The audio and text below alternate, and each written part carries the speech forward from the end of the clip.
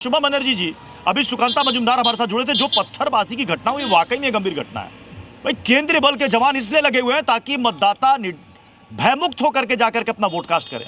EVM का अगर विवाद है तो सीधे जवानों पर अटैक कर दीजिएगा, उन पर पत्थर बरसा दीजिएगा। लेकिन उन्होंने जो एक बात कही कि लगता है कि कश्मीर में जो पत्थरबाजी वाली मानसिकता थी वो बंगाल शिफ्ट हो गई है, ऐसा है क्या?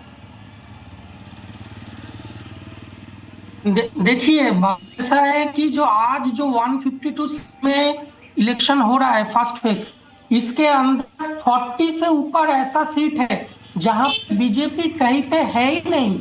लेकिन सुबह से आज मुर्शिदाबाद के डोमकल से जलंगी तक, यहाँ तक कि सिलीगुड़ी तक सुबह से देखा गया है कि टीएमसी का जब हमला हुआ है तो लेफ्ट के लोग हैं, लेफ्ट एक्टिविस्ट है, वो सिर्फ उसको प्रतिरोध नहीं किया है, प्रतिघात भी दिया है।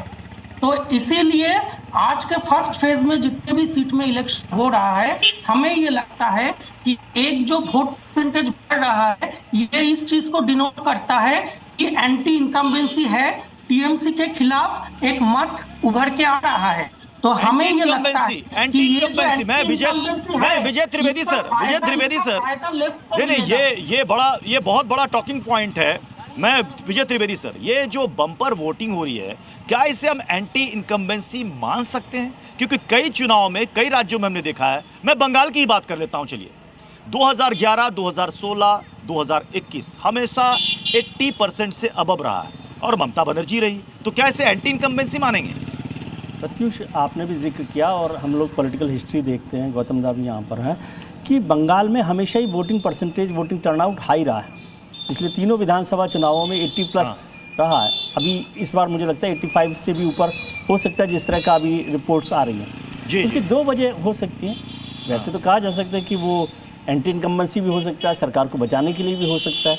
लेकिन एक बड़ा कारण तो है कि SIR की वजह से जो कमी आई है, तो उसमें जो लोग बचे हैं वो लोग पूरी ताकत के साथ वहाँ पर वोट डाल रहे हैं। बहुत सारी हमने ट्रेंड्स भी देखी कि बाहर जो बंगाल के बाहर जो लोग रह रहे हैं वो भी वहाँ पर वोट डालने आए, अलग अलग कारणों से आए। कुछ को लग रहा है कि वोट कटेगा तो और सुविधाएं कटेगी, कुछ पार्टियों ने भी उसमें मदद की। तो वो एक बड़ा मसला है। अब वो कितने लोग SIR में TMC के कटे हैं, कितने वोट BJP के कटे हैं, किसी और पार्टी के कटे हैं, वो ये तय करेगा कि किस तरह से है। एंटी इनकम्बेंसी तो जाहिर तौर पर ममता जी के खिलाफ होगी, 15 साल हो गए हैं। लेकिन क्या वो इतनी बड़ी एंटी इनकम्बेंसी है? क्योंकि 82% तो वोट रहा ही है। तो 82% में तो 3 बार ममता जी बनी रही हैं।